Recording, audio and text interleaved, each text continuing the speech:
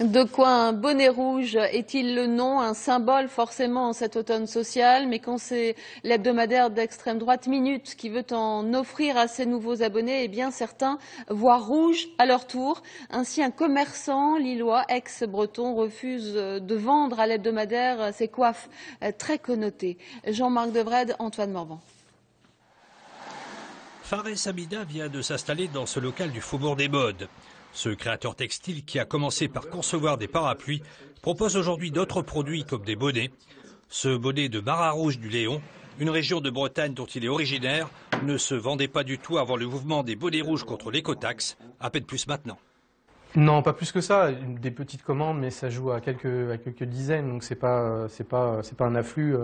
Un peu comme, je vais dire, mon concurrent Armorlux, qui là a eu des très grosses commandes. Non, moi je suis une marque très peu connue, donc il n'y a pas eu de retombées en tout cas. Non.